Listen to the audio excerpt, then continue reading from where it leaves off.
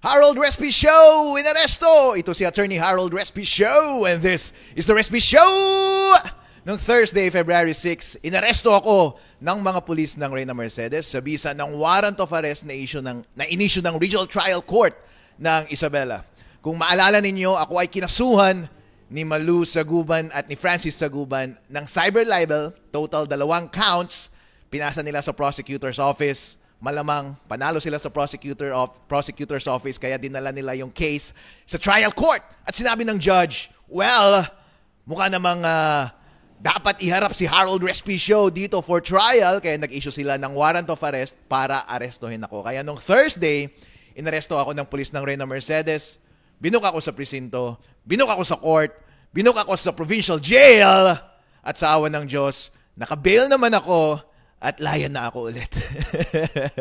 So gusto ko lang magpasalamat sa lahat ng mga public officials at taong involved noong ako ay naaresto at prinases ang aking booking sa court at sa provincial jail.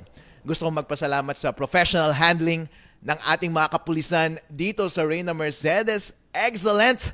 Gusto ko rin magpasalamat sa RHU ng Reyna Mercedes sa ginawa nilang medical exam sa akin. Super professional. Ang sarap kausap ni Dr. I think Paul Respicio. Ang sarap niyang kausap nung araw na yun, ang saya-saya ng usapan. Nakalimutan kong naaresto pala ako. Dapat pala ako malungkot ng araw na yun. Maraming salamat din sa officers ng Office of the Clerk of Court ng probinsya ng Isabela. Maraming salamat din sa staff ng Branch 16 ng Korte. At maraming salamat din sa mga tauhan at warden, napaka-macho ng provincial jail ng Isabela. Kaya kayong mga nag-iisip na gumawa ng kalokohan dito sa ating bayan, huwag niyong isiping magpakulong sa ating provincial jail dahil ang ating warden doon ay napakamakisig. Ayaw ninyong mapunta doon. Makita niyo pa lang siya, gusto niyo na kaagad magpakabait dahil siya ay napakamakisig na tao at napakatapang. At ayaw mo talagang maging loko-loko sa kanyang harap. Kaya gusto kong magpasalamat sa inyong lahat, sa inyong napaka-professional na handling ng lahat ng matter na ito. Well, talagang ganyan. Congratulations din siguro kay Malu and Francis sa kanilang panalo at this stage ng laban. So, dapat lang. Well, okay. Well-deserved yung celebration. I think nung nabook ako sa presinto dito sa Reyna Mercedes, dumaan si Francis at bumisina daw siya. And parang nag-celebrate siya. Well-deserved yun, no? Bigay natin yung palakpak sa kanya dahil ang ganda ng panalo na yon. Ibigay natin yung panalo sa kanila dahil pinaghirapan rin naman nila tong strategy na to. But as for me, syempre, tuloy ang laban. Yeah, buddy. Alright, na malaki ang tiwala ko sa hustisya natin dito sa ating probinsya. Isasaalang-alang ko sa kamay ng ating husgado ang prosesong ito at nagtitiwala ako na sa huli ay mananalo ang katotohanan at ang siyang tama. Yeah, buddy! Alright. At gusto ko rin magpasalamat syempre sa taong bayan ng Reyna Mercedes dahil sa pribilehiyo na binigay nyo sa akin na ginawa nyo akong sumbungan ng bayan. At ako tuloy ang nagre-report ng lahat ng reklamo ninyo sa mga nakaupong politiko sa ating bayan. At dahil doon, ay nakakasuhan tuloy ako. Well, magpapasalamat ako sa inyo sa binigay niyong pribilehiyong iyon.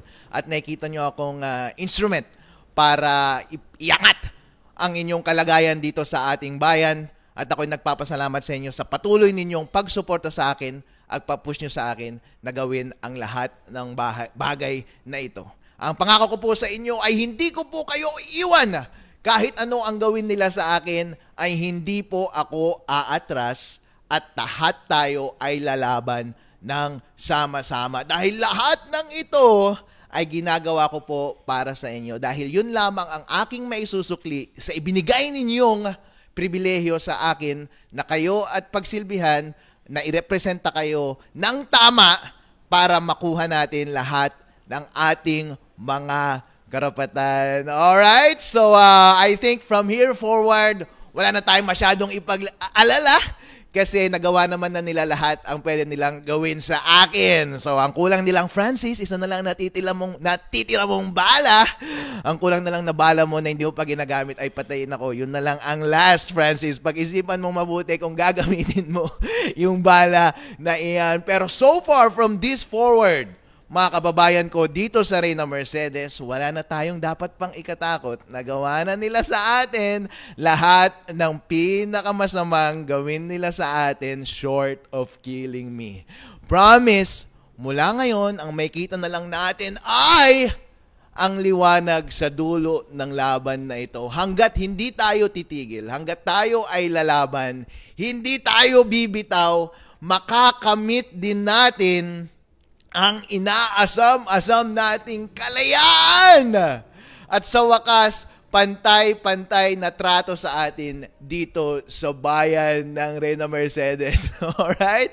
So excited na ba kayo na makawala sa pang-aabuso ng mga nakaupong politiko dito sa ating bayan? Excited na ba kayo na makuha ang inyong tanging karapatan mula sa ating gobyerno? Excited na ba kayo na maramdaman din ninyo ang daang-daang milyong pera ng ating bayan? Yes! Nakaka-excite, Attorney Harold Respicio. Alright, yan po ang pangako ko sa inyo, mga kababayan at mga kapatid dito sa Reyna Mercedes. Gagawin ko po ang lahat. Nagawa na nila lahat sa akin. Wala na silang pwedeng gawin pa sa akin kundi patayin ako. Hindi na ako atras. Wala nang atrasan ito. Napasubo na ako. Promise.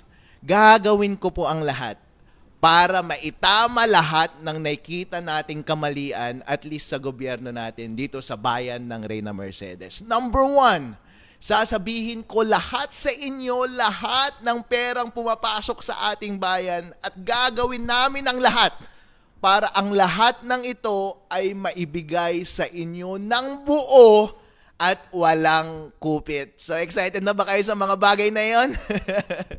Alright. So, hanggat may mga taong mga nagugutom dito sa ating bayan, merong pera naman ang ating bayan. Hanggat merong mga magsasaka na walang trabaho, hindi regular, hanggat hindi pantay-pantay ang trato sa ating mga mahihirap pagdating sa pagbibigay ng benepisyo, hanggat hindi tama ang paggastos ng ating pera ng bayan, hanggat inaabuso tayo ng mga kapitan, hanggat ibinubulsa nila ang pera ng bayan, hanggat ginagasto nila ito para sa kanilang bisyo at luho, hanggat ginagamit nila ang ating pera upang bayaran ang ating mga public officials na sila rin mismo ang mag-aabuso sa atin, hanggat ginagamit nila ang lahat ng perang ito para tayo ay apihin, hindi po kayo iiwan ni Attorney Harold Respicio. Tuloy-tuloy po tayong lalaban, mga kapatid.